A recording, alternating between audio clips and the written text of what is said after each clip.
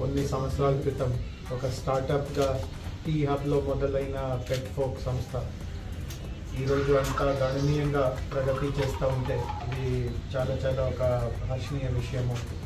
మిగతా కొత్తగా తయారవుతున్నటువంటి స్టార్టప్స్, యువ ఎంటర్‌ప్రెన్యూర్స్కి ఇట్లాంటి సక్సెస్ స్టోరీస్ ద్వారా నేర్చుకునేవి చాలా ఉన్నాయి. అండ్ ఇందాక లక్ష్మి గారు చెప్పారు, ఇది వాళ్ళది 6వ అవుట్లెట్ అనేది. వాళ్ళు గతంలో మొబైల్ సర్వీసెస్ ద్వారా పెట్ కేర్ కార్యక్రమం మొదలుపెట్టారు. మనందరికీ తెలుసు, ఎంతోమంది దగ్గర పెట్స్ ఉంటాయి, పెట్స్ పైన చాలా వాత్సల్యం ఉంటుంది, ప్రేమ ఉంటుంది. కానీ పెట్ని ఎట్లా కేర్ తీసుకోవాలి, పెట్కి ఎట్లాంటి మన రోగాలు ఇట్లాంటివి రాకుండా ముందు తగి చర్యలు ఎట్లా చేయాలి, అట్లాంటి దాంట్లో వాళ్ళకి అంత అవగాహన ఉండదు. అండ్ ఒకవేళ అవగాహన ఉన్నా ఇట్లాంటి సౌకర్యాలు